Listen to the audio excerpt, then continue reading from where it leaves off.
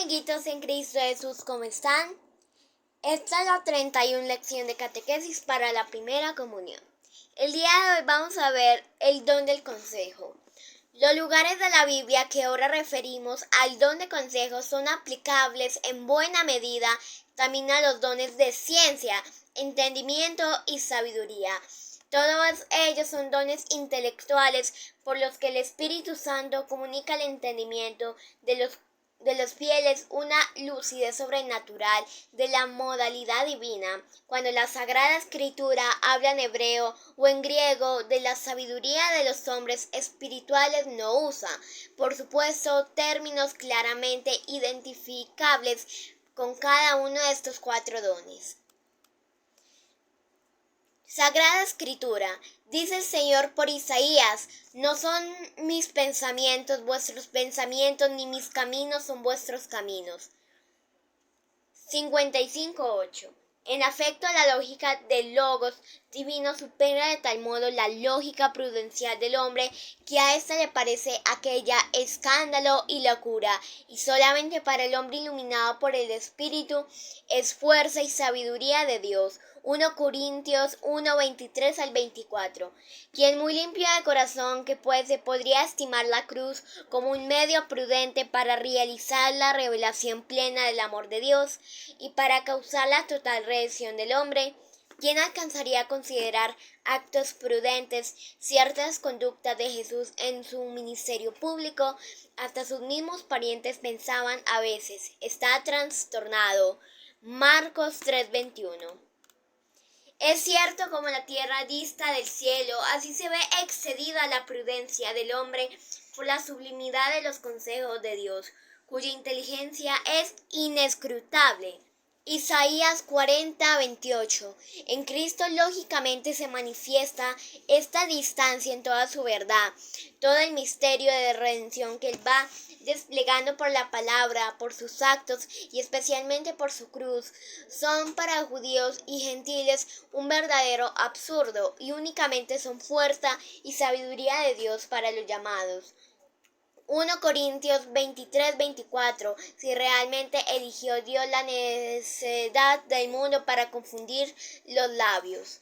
Oh profundidad de la riqueza, de la sabiduría y de la ciencia de Dios, qué insondables son sus juicios, oh inescrutables sus caminos.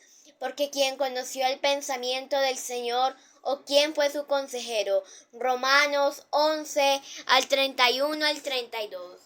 ¿Quién conoció la mente del Señor para instruirla? 1 Corintios 2:16. Y por tanto, ¿quién eres tú para pedir cuentas a Dios? Romanos 9:20. Siendo pues tan inmensa la distancia entre el pensamiento de Dios y el de los hombres, se comprende bien que en las páginas antiguas de la Biblia, especialmente en los libros sapiensales y en los salmos, se hallen innumerables elogios del don del consejo, que hace captar con prontitud y certeza los misteriosos designios divinos en sus aspectos más concretos. Por eso, en la Sagrada Escritura, la fisonomía del hombre santo, grato a Dios, es la del hombre lleno de discernimiento y de prudencia, mientras que la figura del pecador es la del hombre necio e insensato. El buen juicio es frente de vida para el que lo posee, pero la necesidad es el castigo de los necios. Proverbios 16:22. El que se extravía el camino de la prudencia habitará en la asamblea de sombras. Por tanto, el buen juicio que permite orientar la propia vida por el misterioso camino de Dios, sin desvío ni engaño alguno, ha de ser buscado como un bien supremo. Y así el Padre aconseja al Hijo: sigue el consejo de los prudentes y no desprecies ningún buen consejo. Tobit 4:18. Escucha el consejo y acepta la corrección y llegarás finalmente a ser sabio. Proverbios 16:20. El buen consejo ha de ser pedido a Dios humildemente. Sí, como hemos visto, está la distancia entre los pensamientos y caminos de Dios y los pensamientos y caminos de los hombres, solo como don de Dios será posible al hombre el buen consejo, es decir, solo por la oración de súplica y por la docilidad incondicional al Espíritu Divino conseguirá al hombre el buen juicio siempre en todas las cosas. No hay sabiduría ni inteligencia ni consejo humanos que valgan delante del Señor. Proverbios 21:30. Suyo es el consejo, suya la prudencia. Job 12:13. Por tanto, supliquemos incessantemente, Señor, envía tu luz y tu verdad, que ellas me guíen y me conduzcan hasta tu monte santo, hasta tu morada. Salmos 43:3. Señor, yo siempre estaré contigo, tú has tomado mi mano derecha, me guías según tus planes y me llevas a un destino glorioso. Me guías muchas veces, eso sí, por caminos que ignoro, pues dice como San Juan de la Cruz, para venir a lo que no sabes, has de ir por donde no sabes. El buen consejo ha de ser buscado en la palabra divina. Lámpara es tu palabra para mis pasos, luz en mi sendero. Salmo 118:105. Y también es el discernimiento de los varones prudentes. El Señor, por ejemplo, quiso mostrar su designio a Pablo por medio de Ananías. Hechos de los Apóstoles 9:1-6. Y lo mismo en tantos otros casos. El buen consejo es imposible si los ojos del corazón están sucios por el pecado.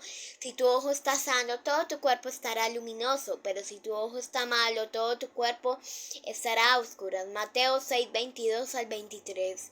Será pues el fuego del Espíritu Santo el que purifique y queme toda escoria en nuestros corazones, y el que los ilumine plenamente con luz del consejo divino. Solo así, por el don espiritual de consejo, podremos ser prudentes como serpientes y sencillos como palomas.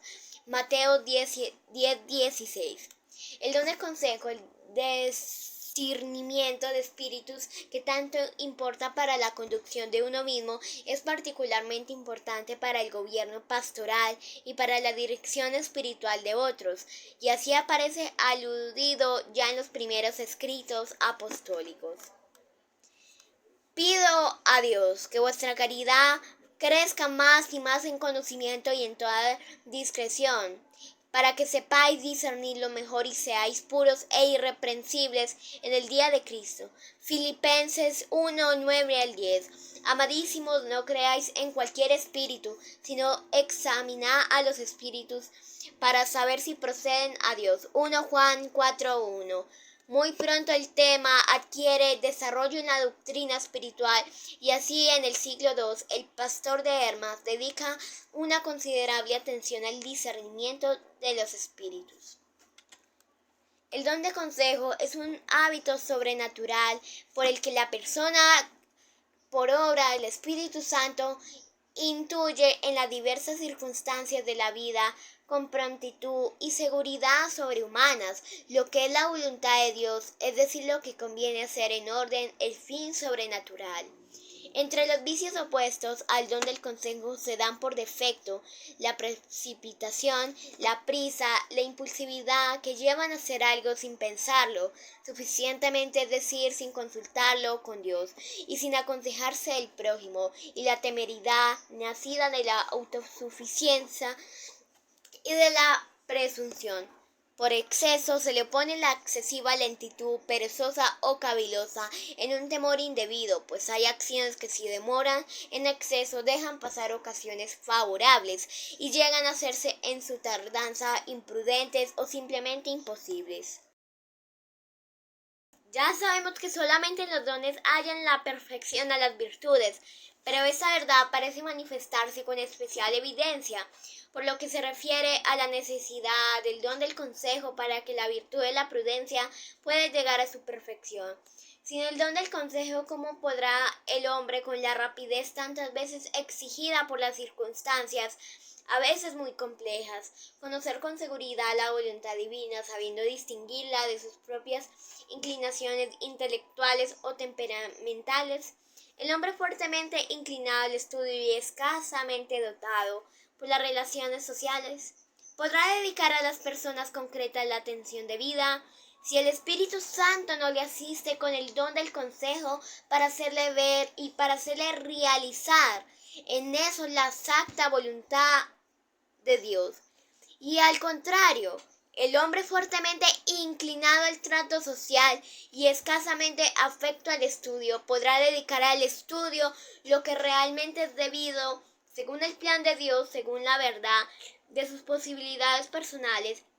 Si no cuenta habitualmente con el don del consejo, no parece posible.